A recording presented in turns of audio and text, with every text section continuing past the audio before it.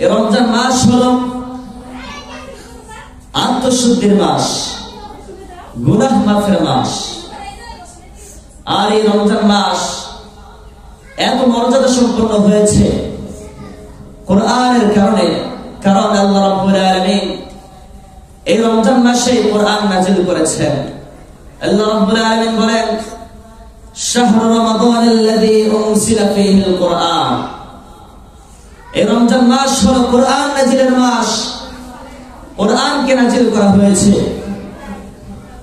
রমজান মাসের সাথে কোরআনের সম্পর্ক থাকার কারণে আল্লাহ রাব্বুল আলামিন রমজানের মর্যাদাকে বাড়িয়ে দিয়েছে, রমজানের ফজিলতকে বাড়িয়ে দিয়েছে।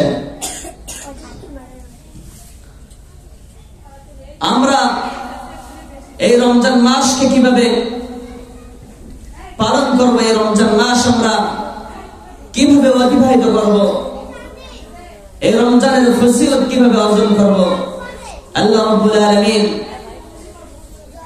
সেই ফজিলত অর্জনের নিয়ম আল্লাহ রাব্বুল আলামিন ব্যক্ত করে দিয়েছেন। আল্লাহ রাব্বুল আলামিন বলেন, ইয়া আইয়ুহাল্লাযীনা আমানু কুতিবা আলাইকুমুস সিয়াম। ও হে ঈমানদারগণ, তোমাদের উপর রোজাকে ফরজ করা হয়েছে। এই রমজান মাসকে আমরা রমজান মাসের ফজিলত আমরা অর্জন করব রোজার মাধ্যমে। আল্লাহ রাব্বুল আলামিন আমাদের উপর রোজাকে ফরজ করে দিয়েছেন। এই রোজাকে শুধু আমাদের উপরে ফরজ ছিল না, এই রোজা শুধু আমাদের উপর ফরজ নয়, ফরজ আমাদের পূর্বে যে সকল জাতি অতিবাহিত হয়ে গিয়েছে তাদের উপর এই রোজা ফরজ ছিল। আল্লাহ বলেন, কামা কুতিবা আলাল্লাযীনা মিন ক্বাবল। তোমাদের পূর্বে যারা অতিবাহিত হয়ে গিয়েছে তাদের উপর এই রমজানের রোজা ফরজ ছিল। এই রমজানের রোজা আমাদের উপর ফরজ করার কারণ হলো লাআল্লাকুম তাত্তাকুন। আল্লাহ বলে, যাতে করে তোমরা মুত্তাকি হতে পারো, ক্ষুধাবিরতা অর্জন করতে পারো, আল্লাহর তাকওয়া অন্তরে পয়দা হয়। এই কারণে তোমাদের উপর রোজাকে ফরজ করা হয়েছে। খুবই নিকটে রমজান। হাদিস শরীফে এসেছে, আবু হুরায়রা রাদিয়াল্লাহু তাআলা আনহু হাদিসটি বর্ণনা করেন, যখন রমজান মাস আসে তখন জান্নাতের দরজাগুলোকে খুলে দেওয়া হয়। সুবহানাল্লাহ। জাহান্নামের দরজাগুলোকে বন্ধ করে দেওয়া হয় এবং শয়তানকে শিকলে আবদ্ধ করা হয়।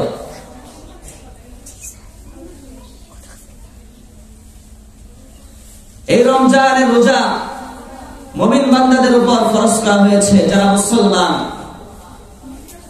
আমরা যদি আমাদের ঈমান পরিশুদ্ধ না করতে পারি, ঈমান যদি আমাদের শুদ্ধ না হয়, সারা মাস আমরা রোজা রাখবো কিন্তু আমাদের রোজা কবুল হবে না। কারণ ঈমান এমন একটা জিনিস, যদি আপনি পরিপূর্ণ ঈমান আনেন তাহলে আপনি চলে যাবেন জান্নাতে। যেমন হযরত মা ফাতেমা ঈমান এনেছে, এজন্য সে জান্নাতে গিয়েছে। আর আবু লাহাবের স্ত্রী উম্মে জামিল ঈমান না আনার কারণে সে গিয়েছে জাহান্নামে। সুতরাং যারা ঈমান আনবে তারা সফলতা অর্জন করবে। যেমনটি আল্লাহ রাব্বুল আলামিন সূরা আল-আসরে বলেন, ওয়াল আসর, সময়ের কসম, ইন্নাল ইনসানা লাফি খুসর, নিশ্চয়ই মানুষ ক্ষতিগ্রস্তদের অন্তর্ভুক্ত। তবে তারা নয়, ইল্লাল্লাযীনা আমানু, যারা ঈমান আনবে, ওয়া আমিলুস সালিহাত, সৎ কাজ করবে, ওয়া তাওয়াসাউ বিল হাক্কি, সত্যের উপদেশ দিবে, ওয়া তাওয়াসাউ বিস সাবরি, ধৈর্যের উপদেশ দিবে। যারা এই চারটি কাজ করবে তারা ক্ষতিগ্রস্ত নয়। এক নাম্বার রয়েছে ঈমান। বিশ্বনবী সাল্লাল্লাহু আলাইহি ওয়াসাল্লামকে প্রশ্ন করা হলো, ইয়া রাসূলুল্লাহ, ঈমান কি জিনিস? বিশ্বনবী সাল্লাল্লাহু আলাইহি ওয়াসাল্লাম 6টা জিনিসের কথা বললেন এবং বললেন এই 6টা বিষয়ের উপর বিশ্বাস স্থাপন করার নাম হলো ঈমান। বিশ্বনবী সাল্লাল্লাহু আলাইহি ওয়াসাল্লাম এক নম্বরে বললেন আন তুমিনা বিল্লাহ, তুমি আল্লাহর উপর বিশ্বাস স্থাপন করবে। দ্বিতীয় নম্বরে বিশ্বনবী বললেন ওয়া মালাইকাতিহি, তুমি তার ফেরেশতাদের উপর বিশ্বাস স্থাপন করবে। তিন নম্বরে বললেন ওয়া রাসূলিহি, তার রাসূলদের উপর বিশ্বাস স্থাপন করবে। চার নম্বরে বিশ্বনবী বললেন ওয়া কুতুবিহি, আল্লাহ রাব্বুল আলামিনের কিতাবের উপর বিশ্বাস স্থাপন করবে। পাঁচ নম্বরে বিশ্বনবী সাল্লাল্লাহু আলাইহি ওয়াসাল্লাম বললেন ওয়াল ইয়াউমিল আখির, কিয়ামতের দিবসের উপর বিশ্বাস স্থাপন করবে। আর ছয় নম্বরে বললেন তাকদীরের উপর বিশ্বাস স্থাপন করবে। এই ছয়টা বিষয়ের উপর বিশ্বাস স্থাপন করার নাম হলো ঈমান। এক নম্বরে বিশ্বনবী বললেন আন তুমিনা বিল্লাহ, তুমি আল্লাহর উপর বিশ্বাস স্থাপন করবে। ঈমান আনতে হলে সর্বপ্রথম আল্লাহর উপর বিশ্বাস স্থাপন করতে হয়। আল্লাহর উপর যদি বিশ্বাস স্থাপন করতে হয় তাহলে তার পরিচয় অবশ্যই আমাদের জানা দরকার। আল্লাহ রাব্বুল আলামিন তার পরিচয় পবিত্র কালামুল্লাহ শরীফে নিজে এভাবে দেন। আল্লাহ রাব্বুল আলামিন বলেন কুল হুয়াল্লাহু আহাদ, তিনি আল্লাহ একক। আল্লাহ কতজন? আল্লাহ একজন, তার কোনো শরীক নাই। লা শারীকা লাহু, তার জন্য কোনো শরীক নাই। তিনি আল্লাহ একক, তিনি আমাদের প্রতিপালক। পৃথিবীতে আমরা যা কিছু দেখি সকল কিছু আল্লাহ রাব্বুল আলামিন সৃষ্টি করেছেন। তিনি হলেন সকল কিছুর স্রষ্টা, সব কিছু আল্লাহ রাব্বুল আলামিন সৃষ্টি করেছেন। তিনি আল্লাহ একক, তার কোনো ইলাহ, তার সাথে আর অন্য কোনো ইলাহ নাই। আমাদের ইবাদত পাওয়ার উপযুক্ত একমাত্র তিনি আল্লাহ, তারই আমরা ইবাদত করব। দ্বিতীয় নম্বরে আল্লাহ রাব্বুল আলামিন বলেন আল্লাহুস সামাদ, তিনি অমুখাপেক্ষী। আল্লাহ রাব্বুল আলামিন হলেন অমুখাপেক্ষী, তিনি কারো নিকট মুখাপেক্ষী না। তিনি আল্লাহ ব্যতীত যা কিছু আছে সকল কিছুই মুখাপেক্ষী। আমরাও আল্লাহ তাআলার নিকট মুখাপেক্ষী, কিন্তু আল্লাহ রাব্বুল আলামিন আমাদের নিকট মুখাপেক্ষী না। আমাদের কাছে আল্লাহর কোনো প্রয়োজন নাই, কিন্তু আল্লাহর কাছে আমাদের প্রয়োজন রয়েছে। আমরা যখন বিপদ মুসিবত পড়ে যাব তখন সে আল্লাহ রাব্বুল আলামিনের কাছে চাইব।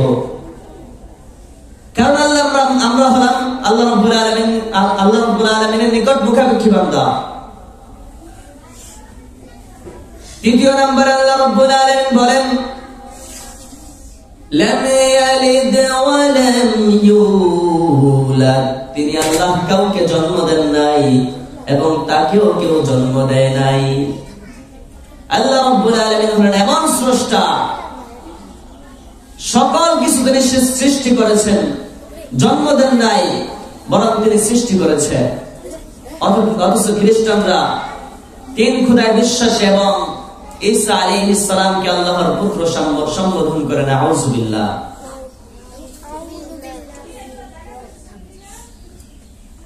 আল্লাহ রাব্বুল আলামিন বলেন লাম ইয়ালিদ ওয়া লাম ইউলাদ, তিনি কাউকে জন্ম দেন নাই এবং তাকেও কেউ জন্ম দেয় নাই। এটাই হলো আল্লাহর পরিচয়। আল্লাহ রাব্বুল আলামিন তার পরিচয় অন্য আয়াতে এভাবে দেন যালিকুমুল্লাহু রাব্বুকুম, আল্লাহ বলেন তিনি আল্লাহ তোমাদের প্রতিপালক। খালিকু কুল্লি শাই, তিনি প্রত্যেক জিনিসের সৃষ্টিকর্তা। লা ইলাহা ইল্লাহু, তিনি ছাড়া আর অন্য কোনো ইলাহ নাই। সুতরাং আল্লাহর পরিচয় পাইলাম। আমাদের যখন প্রয়োজন দেখা দিবে তখন আল্লাহ রাব্বুল আলামিনের কাছে চাইব। কিন্তু সমাজে এমন অসংখ্য লোক দেখা যায়, অসংখ্য মা বোন দেখা যায়, যখন কোন বিপদ মুসিবত তাদের সামনে এসে যায় আল্লাহ রাব্বুল আলামিনের কাছে না চেয়ে তারা মাজারে দৌড়ায়। অথচ আল্লাহ রাব্বুল আলামিন বলেন তিনি হলেন বান্দার হাজত পূরণকারী, বিপদের সাথী, সুখে দুঃখে সর্ব অবস্থায় সে আল্লাহ রাব্বুল আলামিনকে স্মরণ করতে হবে। আপনি মাজারে গিয়ে কবরের সামনে সিজদায় লুটিয়ে পড়ে যার কাছে যাচ্ছেন, বিপদ দূর করতে যাচ্ছেন যার কাছে, তিনিও তো সে আল্লাহ রাব্বুল আলামিনের মুখাপেক্ষী বান্দা। আপনাকে আপনার বিপদ থেকে উদ্ধার করতে পারে একমাত্র আল্লাহ রাব্বুল আলামিন। রাসূল সাল্লাল্লাহু আলাইহি ওয়াসাল্লাম বলেন, যখন তোমাদের কোন হাজত চলে আসে তোমাদের সামনে, তখন তোমরা নামাজে দাঁড়িয়ে যাও, সালাতুল হাজত আদায় করো, তোমাদের প্রয়োজনকে আল্লাহ রাব্বুল আলামিন মিটিয়ে দিবে।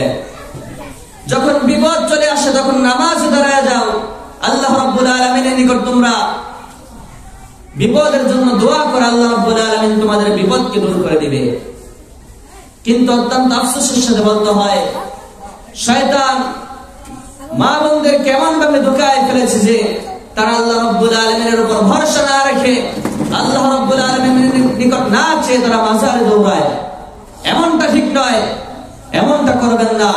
যখনই কোনো কিছুর প্রয়োজন হবে আল্লাহ রাব্বুল আলামিনের নিকট আপনি প্রার্থনা করবেন, দোয়া করবেন, অবশ্যই আল্লাহ রাব্বুল আলামিন আপনার দোয়া শুনবেন এবং আপনার দোয়ায় সাড়া দিয়ে আপনার বিপদ মুসিবত প্রয়োজনকে আল্লাহ রাব্বুল আলামিন মিটিয়ে দিবেন, বিপদকে দূর করে দিবেন। তো বলতেছিলাম, সর্বপ্রথম ঈমান আনতে হবে আল্লাহর উপর। দ্বিতীয় নম্বরে বিশ্বনবী বলেছিলেন, ওয়া মালাইকাতিহি, আল্লাহ রাব্বুল আলামিনের ফেরেশতাদের উপর ঈমান আনতে হবে। আল্লাহর ফেরেশতাদের উপর বিশ্বাস স্থাপন করতে হবে। আল্লাহর ফেরেশতাদের উপর বিশ্বাস স্থাপন করতে হলে ফেরেশতাদের পরিচয় অবশ্যই জানা দরকার। ফেরেশতা হলো এমন এক জাতি যাদেরকে আল্লাহ রাব্বুল আলামিন নূর দ্বারা সৃষ্টি করেছিলেন। আমাদেরকে আল্লাহ রাব্বুল আলামিন মাটি দ্বারা সৃষ্টি করেছেন। জিনদেরকে সৃষ্টি করেছেন আগুন দিয়ে, আর ফেরেশতাদেরকে সৃষ্টি করেছেন আল্লাহ রাব্বুল আলামিন নূর দিয়ে। ফেরেশতাদের ভিতরে নারী পুরুষ নাই। ফেরেশতাদের বিবাহ শাদীর কোনো প্রয়োজন হয় না। ফেরেশতারা কখনো আল্লাহর অবাধ্য হয় না। অবাধ্য হবে কি? অবাধ্যতার যে একটা শক্তির প্রয়োজন, সেই শক্তি ফেরেশতাদের নাই। আমাদেরকে আল্লাহ রাব্বুল আলামিন ভালো কাজ করার ক্ষমতা দিয়েছেন, খারাপ কাজ করার ক্ষমতা দিয়েছেন, কিন্তু ফেরেশতাদেরকে খারাপ কাজের যে একটা ক্ষমতা, ওই ক্ষমতাটা আল্লাহ ফেরেশতাদেরকে দেন নাই। তারা সর্বদা আল্লাহ রাব্বুল আলামিনের ইবাদত এবং আদেশ পালনে নিয়োজিত। ফেরেশতাদের মধ্যে সর্বশ্রেষ্ঠ ফেরেশতা হলেন চারজন ফেরেশতা। সর্বশ্রেষ্ঠ ফেরেশতা হলেন চারজন ফেরেশতা।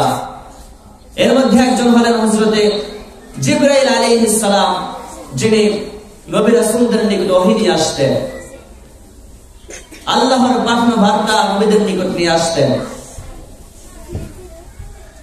অন্য একজন ফেরেশতা হলেন হযরতে মিকাইল আলাইহিস সালাম, যিনি বৃষ্টি বর্ষণের দায়িত্ব পালনে নিয়োজিত রয়েছেন। অপর একজন ফেরেশতা হলেন হযরতে আজরাইল আলাইহিস সালাম, যিনি আমার আপনার জান কবজ করে থাকবে। জান কবজের দায়িত্বে নিয়োজিত আছেন হযরতে আজরাইল আলাইহিস সালাম। অপর একজন শ্রেষ্ঠ ফেরেশতা হলেন হযরতে ইসরাফিল আলাইহিস সালাম,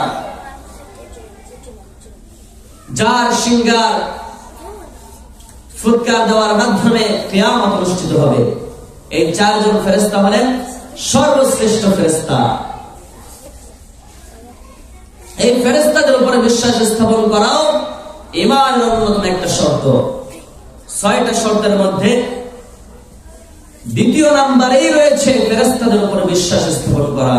সুতরাং এটা একটা গুরুত্বপূর্ণ জিনিস। আমাদের দুই কাঁধে ফেরেশতা রয়েছে। এই ফেরেশতাদের কাজ হলো সকাল থেকে সন্ধ্যা পর্যন্ত আমরা যা কিছু করব, ভালো কাজ করি বা খারাপ কাজ করি, সকল কর্মগুলো লিখে রাখেন এই দুই ফেরেশতা। যখন সন্ধ্যা হয়ে যায় তখন এই দুই ফেরেশতা চলে যায়। আবার যখন সন্ধ্যার পর থেকে ভোর পর্যন্ত, সকাল পর্যন্ত অপর দুজন ফেরেশতা আমাদের ভালো মন্দ কাজগুলো লিখতে থাকে। এমনই ভাবে ধীরে ধীরে করে আমাদের জীবনটা অতিবাহিত হয়ে যায় এবং আমরা পৃথিবীর বুকে যা কিছু করি সকল কিছু এই ফেরেশতারা লিখে রাখে। এই ফেরেশতাদের উপরে বিশ্বাস স্থাপন করতে হবে। বিশ্বনবী সাল্লাল্লাহু আলাইহি ওয়াসাল্লাম 6টা শর্তের ভিতরে, ঈমানের 6টা শর্তের ভিতরে 3 নম্বরে বিশ্বনবী সাল্লাল্লাহু আলাইহি ওয়াসাল্লাম বললেন ওয়া রাসূলিহি, আল্লাহর রাসূলদের উপর বিশ্বাস স্থাপন করা। আল্লাহর রাসূলদের উপর বিশ্বাস স্থাপন করা। যুগে যুগে আল্লাহ রাব্বুল আলামিন অসংখ্য নবী রাসূল পৃথিবীর বুকে প্রেরণ করেছেন। সে আদম আলাইহিস সালাম থেকে শুরু করে বিশ্বনবী সাল্লাল্লাহু আলাইহি ওয়াসাল্লাম জনাব মুহাম্মদুর রাসূলুল্লাহ সাল্লাল্লাহু আলাইহি ওয়াসাল্লাম পর্যন্ত অসংখ্য নবী রাসূল এই পৃথিবীর বুকে আগমন করেছেন। এই সকল নবী রাসূলদের উপর বিশ্বাস স্থাপন করা ও ঈমানের অন্যতম একটা শর্ত। আল্লাহ রাব্বুল আলামিন নবীদেরকে পাঠিয়েছিলেন মানুষকে ভীতি প্রদর্শন করার জন্য, সতর্ক করার জন্য, রাস্তা দেখানোর জন্য। যুগে যুগে নবী রাসূলগণ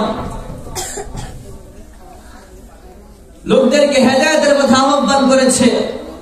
আমার নবী বিশ্বনবী সাল্লাল্লাহু আলাইহি ওয়াসাল্লাম লোকদেরকে হেদায়েতের পথে আহ্বান করেছেন। প্রত্যেক নবী রাসূলদের উপরে কিতাব অবতীর্ণ হয়েছে। সেই কিতাব দিয়ে নবী রাসূলগণ লোকদেরকে হেদায়েতের পথে আহ্বান করেছেন, আল্লাহর দিকে আহ্বান করেছেন, আল্লাহর দিকে আহ্বান করেছেন। নবী রাসূলদের ডাকে যারাই সাড়া দিয়ে এগিয়ে আসছে তারাই জান্নাতি হয়েছে, আর যারা নবী রাসূলদের বিরোধিতা করেছে তারা হয়েছে জাহান্নামী। এই নবী রাসূলদের উপর বিশ্বাস স্থাপন করা ঈমানের অন্যতম একটা শর্ত। তো আমার নবী, আপনার নবী বিশ্বনবী সাল্লাল্লাহু আলাইহি ওয়াসাল্লাম রিসালাতের দায়িত্ব পালন করেছেন ৬৩ বছর। ৪০ বছর বয়সে বিশ্বনবী সাল্লাল্লাহু আলাইহি ওয়াসাল্লাম নবুয়ত লাভ করেন। নবুয়ত লাভ করার পরে গোপনে গোপনে ৩টি বছর বিশ্বনবী সাল্লাল্লাহু আলাইহি ওয়াসাল্লাম কোরআনের দাওয়াত দেন। বিশ্বনবী সাল্লাল্লাহু আলাইহি ওয়াসাল্লাম ৩টি বছর যখন গোপনে গোপনে কোরআনের দাওয়াত দেন, এক পর্যায়ে বিশ্বনবী সাল্লাল্লাহু আলাইহি ওয়াসাল্লামের উপর আয়াত নাযিল হয়, ওয়া আনযির আশীরাতাকাল আকরাবিন। হে নবী, আপনি আপনার নিকটবর্তী আত্মীয়দেরকে ভীতি প্রদর্শন করুন। অর্থাৎ হে নবী, এতদিন পর্যন্ত আপনি গোপনে গোপনে ইসলামের দাওয়াত দিয়েছেন, এখন আর গোপনে নয়, প্রকাশ্যে কোরআনের দাওয়াত দেন, ইসলামের দিকে প্রকাশ্যে আহ্বান করুন।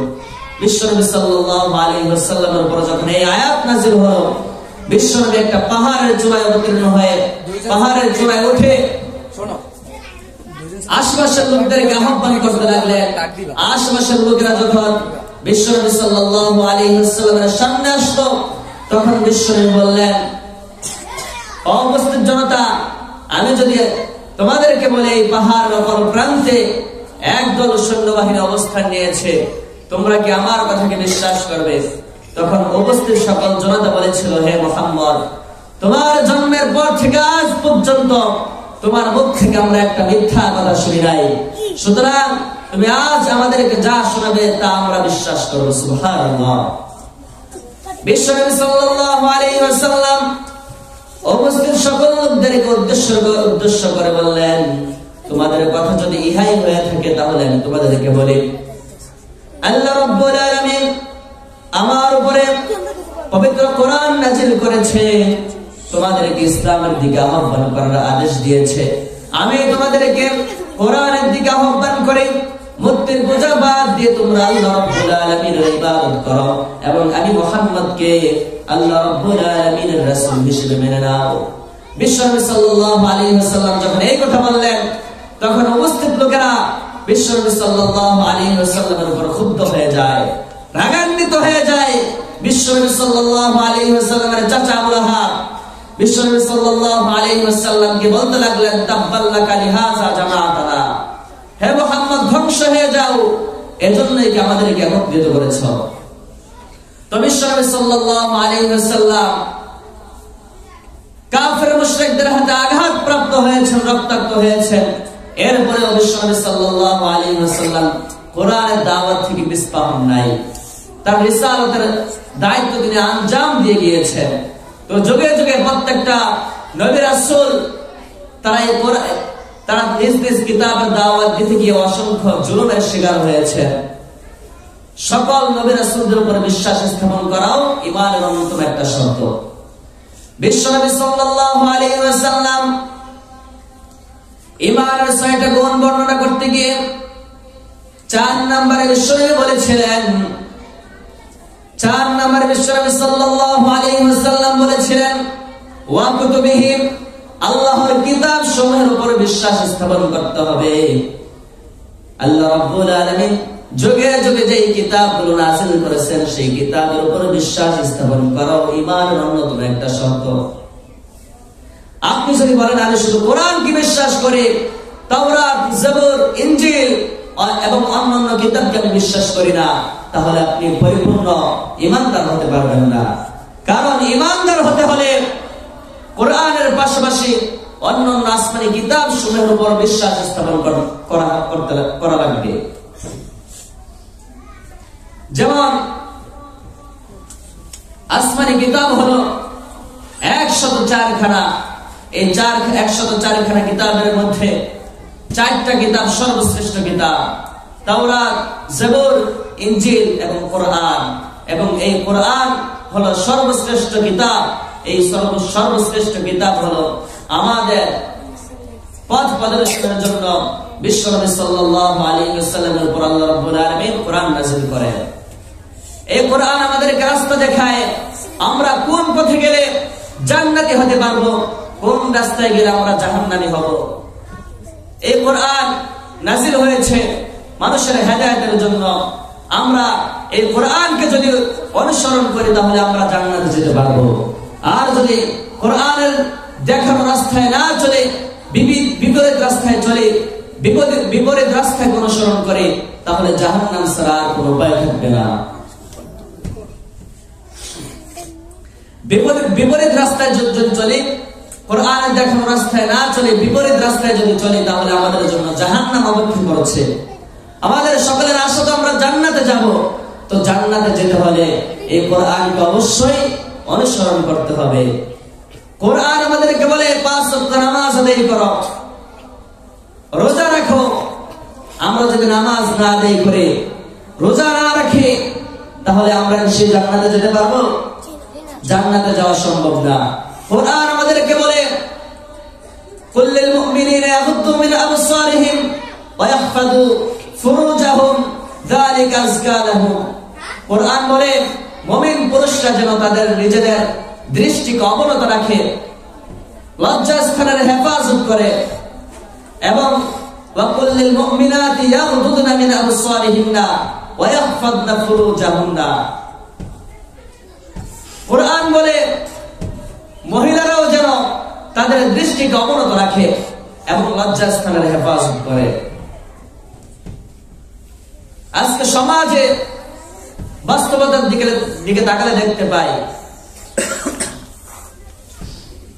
আল্লাহ রাব্বুল আলামিন যে বলেছে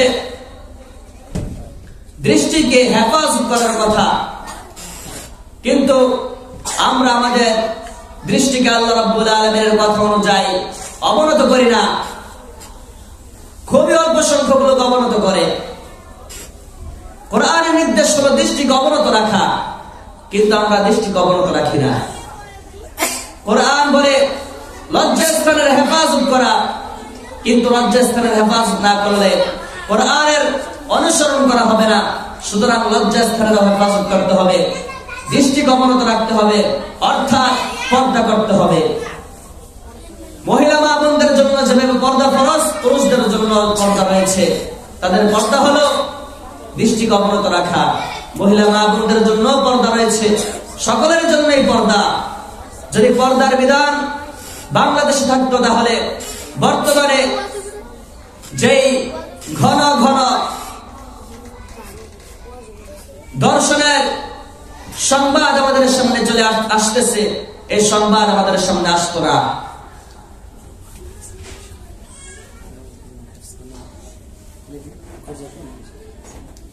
যদি আমরা পর্দা বিধান রাষ্ট্রীয়ভাবে চালু করতে পারতাম, তাহলে প্রত্যেকটা মা বোন পর্দা মেনে চলতো, ধর্ষণের শিকার হতো না। সবচেয়ে বড় বিষয় হলো আমাদের উপর কতটুকু পর্দা ফরজ অনেক মা বোনরা নিজেরাই জানে না। পর্দা কিভাবে করবে? এর কারণ হলো কোরআন থেকে দূরে সরে যাওয়া। যদি কোরআন জানতো, কোরআন পড়তো, তাহলে বুঝতো। হাদিস যদি পড়তো, হাদিস যদি জানতো, তাহলে বুঝতো কতটুকু পর্দা করা ফরজ। মহিলা মা বোনদেরকে কতটুকু স্বাধীনতা দেওয়া হয়েছে, তাদের স্বাধীনতা তারা কিভাবে পালন করবে। যেহেতু আমরা কোরআন থেকে দূরে সরে গিয়েছি, এজন্য আমরা সব দিক দিয়ে উদাসীন। আর এই উদাসীন অবস্থা যদি কবরে যান, তাহলে জান্নাতের আশা আমরা কিভাবে রাখবো? জাহান্নাম ছাড়া আর কোনো উপায় থাকবে না। সুতরাং এই যে মাদ্রাসা, আমাদের কত বড় একটা সৌভাগ্য, আল্লাহ রাব্বুল আলামিন বাড়ির পাশে মাদ্রাসা তৈরি করার ব্যবস্থা করে দিয়েছেন। এই মাদ্রাসায় আমরা আমাদের সন্তানদেরকে দিয়ে কোরআন শিখাবো, তারা কোরআন জানবে, কোরআন অনুযায়ী জীবন পরিচালনা করে জান্নাতে যেতে পারবে। এই মাদ্রাসায় কোরআন শেখানো হয়, হেফজখানা রয়েছে, হেফজখানা থেকে মহিলা মা বোনেরা হাফেজা হয়ে কোরআনকে অনুসরণ করতে পারবে, কোরআন বুঝতে পারবে। সুতরাং সকলের প্রতি উদার আহ্বান থাকবে, এই মাদ্রাসায় যেহেতু রমজান মাস চলে আসছে, রমজান মাসে ভর্তি আরম্ভ হয়, সুতরাং আপনাদের সন্তানদেরকে এই মাদ্রাসায় ভর্তি করে কোরআন শিক্ষা দিন। জীবনটাকে জীবনে সফলতা অর্জনের সুযোগ করে দেন সন্তানদেরকে। তো বিশ্বনবী সাল্লাল্লাহু আলাইহি ওয়াসাল্লাম 5 নম্বরে ঈমানের শর্ত বলেছিলেন কিয়ামতের দিনের উপরে বিশ্বাস স্থাপন করা। কিয়ামত একদিন অনুষ্ঠিত হবে। আল্লাহ রাব্বুল আলামিন বলেন, ওয়া নুফিখা ফিস সূরি ফাসাইকা মান ফিস সামাওয়াতি ওয়া মান ফিল আরদি ইল্লা মান শাআল্লাহ। আল্লাহ রাব্বুল আলামিন যে একজন ফেরেশতা নিযুক্ত করে রেখেছেন কিয়ামতের জন্য, সেই ইসরাফিল ফেরেশতা যখন সিংহায় ফুৎকার দিবে, তখন এই পৃথিবী ধ্বংস হয়ে যাবে। এই পৃথিবী ধ্বংস হয়ে যাবে। আমরা যে উঁচু উঁচু পাহাড়গুলোকে দেখতে পাই, সেই উঁচু উঁচু পাহাড়গুলো তোলার ন্যায় করতে থাকবে। সমুদ্রের ভিতরে আগুন জ্বলতে থাকবে। পুরো পৃথিবী ধ্বংস হয়ে যাবে। সকল জীবজন্তু এবং মানুষ সকলেই মারা যাবে। কিয়ামত অনুষ্ঠিত হওয়ার পরে ইসরাফিল আলাইহিস সালাম প্রথমবার সিংহে ফুৎকার দেওয়ার পরপরই কিয়ামত অনুষ্ঠিত হবে। সকল কিছু ধ্বংস হয়ে যাবে। দ্বিতীয়বার যখন ইসরাফিল আলাইহিস সালাম সিংহে ফুৎকার দিবেন, আবার সকল মানুষগুলো জীবিত হয়ে যাবে। জীবিত হয়ে হাসরের ময়দানে একত্রিত হতে থাকবে।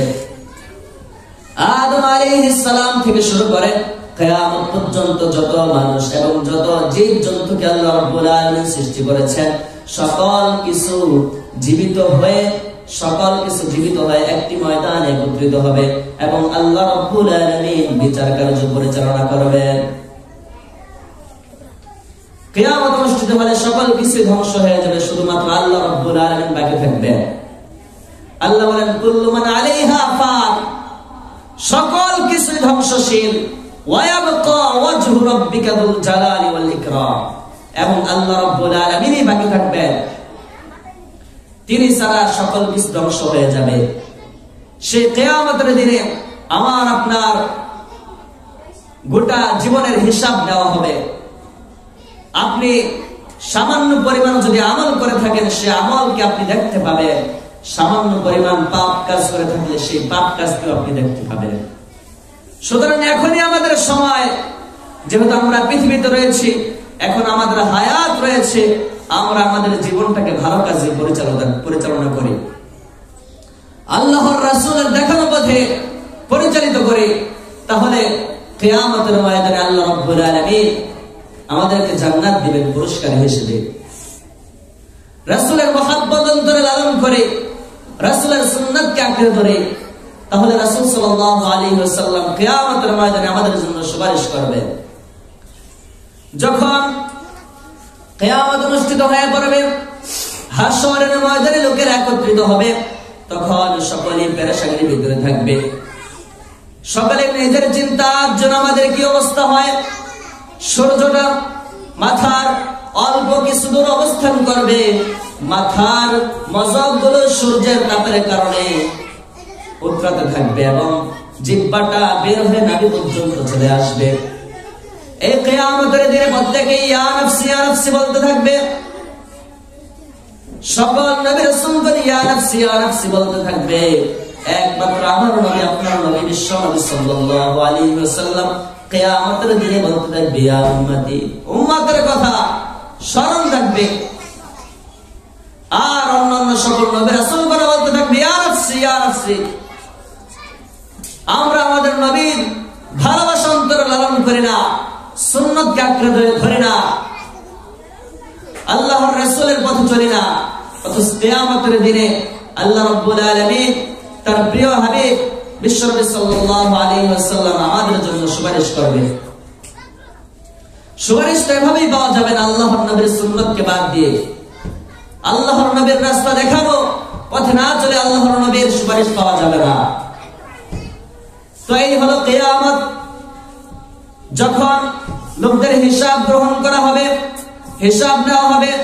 ভালো কাজ যারা করবে তাদের প্রতিদান হিসেবে আল্লাহ রাব্বুল আলামিন তাদেরকে জান্নাত দিবেন, আর যারা মন্দ কাজ করবে তাদের প্রতিদান হিসেবে আল্লাহ রাব্বুল আলামিন জাহান্নামে রাখবেন তাদেরকে। বিশ্বনবী সাল্লাল্লাহু আলাইহি ওয়াসাল্লাম ঈমানের যে 6টা শর্ত বলেছিলেন, তার মাঝে 6 নম্বর শর্ত হলো তাকদীরের উপর বিশ্বাস স্থাপন করা। ভালো মন্দ তাকদীরের উপর বিশ্বাস স্থাপন করা, এটা একটা ঈমানের শর্ত। এই তাকদীরের উপর বিশ্বাস স্থাপন করতে হবে। তো এই 6টা বিষয়ের উপর যদি আপনি ঈমান এবং পরিপূর্ণ বিশ্বাস স্থাপন করে নিজের জীবনকে সাজাতে পারেন, তাহলে আপনি হবেন সফলকাম। যেহেতু রমজান মাস চলে আসছে, আমরা প্রত্যেকে আমাদের জীবনকে এই 6টা বিষয়ের উপর পরিপূর্ণ বিশ্বাসী হয়ে, পরিপূর্ণ ঈমানদার হয়ে রোজাগুলো রাখা শুরু করব ইনশাআল্লাহ। ইতিপূর্বে আমরা যত পাপ কাজ করেছি, পরিপূর্ণ ঈমান আনার কারণে আল্লাহ রাব্বুল আলামিন সকল গুনাহকে ক্ষমা করে দিবেন। কোন কাফের যদি ঈমান আনে, তাহলে আল্লাহ রাব্বুল আলামিন তার ঈমান আনার কারণে পূর্বের গুনাহগুলোকে ক্ষমা করে দেয়। ঈমানের বড় পাওয়ার, ঈমানের অসংখ্য পাওয়ার। বিশ্বনবী সাল্লাল্লাহু আলাইহি ওয়াসাল্লামের সামনে দাহিয়াতুল কলব নামে একজন ব্যক্তি এসে কালেমা পড়ে বিশ্বনবী সাল্লাল্লাহু আলাইহি ওয়াসাল্লাম তাকে কালেমা পড়ালেন এবং তাকে দাহিয়াতুল কলবকে বিশ্বনবী সাল্লাল্লাহু আলাইহি ওয়াসাল্লাম সুসংবাদ দিলেন, ও দাহিয়াতুল কলব, তুমি ঈমান আনার কারণে আল্লাহ রাব্বুল আলামিন তোমার পিছনের সমস্ত গুনাহগুলোকে ক্ষমা করে দিয়েছে। সুবহানাল্লাহ, সুবহানাল্লাহ। দাহিয়াতুল কলব বলে, ইয়া রাসূলুল্লাহ, আপনি আমাকে সুসংবাদ দিয়েছেন, ঈমান আনার কারণে আল্লাহ রাব্বুল আলামিন আমার পিছনের সকল গুনাহকে ক্ষমা করে দিয়েছে। ইয়া রাসূলুল্লাহ, আমার এমন একটা পাপের কথা স্মরণ হয়ে যায়, এমন একটা কর্মের কথা স্মরণ হয়ে যায়, আমার মনে হয় আল্লাহ রাব্বুল আলামিন সকল গুনাহ, আমার জীবনের সকল গুনাহ ক্ষমা করলেও ওই পাপ কাজকে আল্লাহ রাব্বুল আলামিন, ওই কর্মকে আল্লাহ রাব্বুল আলামিন কখনো ক্ষমা করবে না। বিশ্বনবী বললেন, দাহিয়াতুল কলব, তোমার সেই পাপ কাজটা কি? তুমি এমন কি কাজ করেছো আল্লাহ রাব্বুল আলামিন তোমার সকল গুনাহ ক্ষমা করলেও তোমার ওই গুনাহকে ক্ষমা করবে না? তুমি এমন ধারণা করতেছো? দাহিয়াতুল কলব বলে, ইয়া রাসূলুল্লাহ, মুশরিক থাকা অবস্থায় আমি সফরে যাচ্ছিলাম, আমি আমার স্ত্রীকে গর্ভে রেখে আমি সফরে বের হচ্ছিলাম। আমি আমার স্ত্রীকে বলেছিলাম, ও প্রাণ প্রিয় স্ত্রী, আমি সফরে যাচ্ছি, তোমার গর্ভে যে সন্তানটি রয়েছে, এই সন্তানটি যদি ছেলে হয় তাহলে তুমি তাকে বাঁচিয়ে রাখবা, আর যদি কন্যা সন্তান হয় তাহলে তাকে জীবন্ত মাটি চাপা দিয়ে মেরে ফেলবে। নাউযুবিল্লাহ। সেই যুগটা ছিল জাহিলিয়াতের যুগ, যখন ঘোর অন্ধকার গাঢ় মানুষায় নিমজ্জিত ছিল পুরো পৃথিবী। অনাচার, অবিচার, বেবিচারে প্রকম্পিত হচ্ছিল পৃথিবীর আকাশ বাতাস। নারীদের কোনো স্বাধীনতা ছিল না। স্বামী চাইলে স্ত্রীকে বাদী হিসেবে বাজারে নিয়ে বিক্রি করে দিতে পারত। মায়ের সামনে মেয়েকে জীবন্ত কবর দেওয়া হতো, বাবার সামনে মেয়েকে দর্শন করা হতো। নারীদের কোনো স্বাধীনতা ছিল না। ইসলাম এসে নারীদেরকে স্বাধীনতা দিয়েছে। আজ যখন নারীদেরকে বলা হয় তোমরা পর্দা করো, তখন তারা বলে আমাদের সমান অধিকার, আমাদের কি কোনো অধিকার নাই, আমাদের কি কোনো স্বাধীনতা নাই। অথচ 1400 বছর আগের দিকে তাকাও, মা বোনদের উদ্দেশ্য করে বলি আপনাদেরকে সম্মান তো ইসলামই দিয়েছে। 1400 বছর আগে, 1400 বছর আগে আপনাদের কোনো সম্মান ছিল না। তো দাহিয়াতুল কলব সফরে যাচ্ছেন, স্ত্রীকে বলে দিলেন যদি তোমার গর্ভের সন্তানটি কন্যা সন্তান হয় তাহলে তাকে মাটি চাপা দিয়ে মেরে ফেলবা। কয়েকদিন পরে সন্তানটি ভূমিষ্ঠ হলো। দেখা গেল সন্তানটি ছিল কন্যা সন্তান। আর স্ত্রী কন্যা সন্তানের দিকে তাকিয়ে দেখতে লাগলেন যে আল্লাহ রাব্বুল আলামিন তাকে এমন একটা সন্তান দিয়েছে, দেখতে অত্যন্ত চমৎকার। দাহিয়াতুল কলবের চেহারা যেন সন্তানের চেহারায় ভাসছে, দেখতে বড় মায়া লাগে। কোন মায়ের পক্ষে তার সন্তানকে জীবন্ত কবর দেওয়া কখনোই সম্ভব না। স্ত্রী সন্তানটাকে বাঁচিয়ে রাখলো। 3 বছর পরে যখন স্বামী সফর থেকে ফিরে আসে, দরজার সামনে দেখতে পায় একটা কন্যা সন্তান। স্ত্রীকে জিজ্ঞেস করে দাহিয়াতুল কলব, ও আমার স্ত্রী সন্তানটি কার? এই সন্তান, এই কন্যা সন্তান কোথা থেকে আসলো? স্ত্রী বলে, ও আমার প্রাণ প্রিয় স্বামী, তুমি 3 বছর পূর্বে যখন আমাকে গর্ভ অবস্থায় রেখে সফরে গিয়েছিলে, তোমার সফরে যাওয়ার কয়েকদিন পরেই তোমার সন্তান ভূমিষ্ঠ হয়। এই সেই সন্তানটি ছিল কন্যা সন্তান। দাহিয়াতুল কলব বড় লজ্জিত, আমার কন্যা সন্তান হয়েছে। আজকের সমাজের দিকে তাকালে দেখতে পাই যখন গেল কন্যা সন্তানের সংবাদ আসে, কন্যা সন্তান ভূমিষ্ঠ হয়েছে, তখন তারা তাদের চেহারাকে মলিন করে ফেলে। নাউজুবিল্লাহ। অথচ প্রথমে কন্যা সন্তান হওয়া এটা হলো রহমত। আল্লাহর রাসূল বলেন এক একটা কন্যা সন্তান হলো এক একটা জান্নাত। আল্লাহর রাসূল বলেন আল জান্নাতু তাহতা মুদামিল উম্মাহাত, মায়ের পায়ের নিচে হলো সন্তানের বেহেশত। মেয়েদের অধিকার দিয়েছে, মেয়েদের সম্মানের কথা বর্ণনা করেছে। দাহিয়াতুল কলব বলে, হে আমার স্ত্রী, তুমি সন্তানটিকে সাজিয়ে দাও, আমি তাকে দাওয়াতে নিয়ে যাব।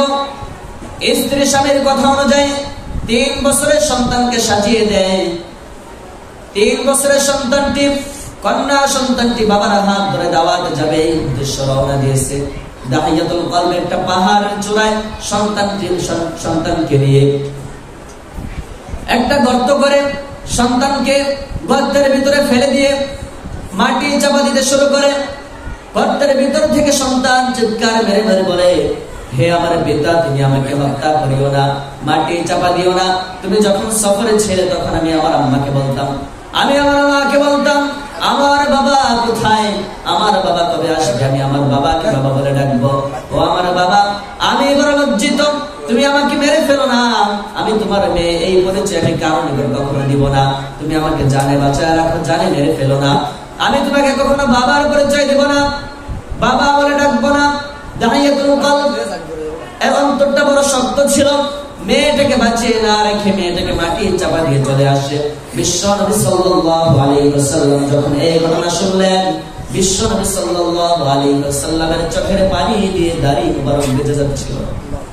বিশ্বনবী কান্নায় জর্জরিত হয়ে পড়লেন এবং বললেন, দাহিয়াতুল কলব, তুমি ঈমান আনার কারণে আল্লাহ রাব্বুল আলামিন তোমার এই গুনাহটাকেও ক্ষমা করে দিয়েছেন। সুবহানাল্লাহ।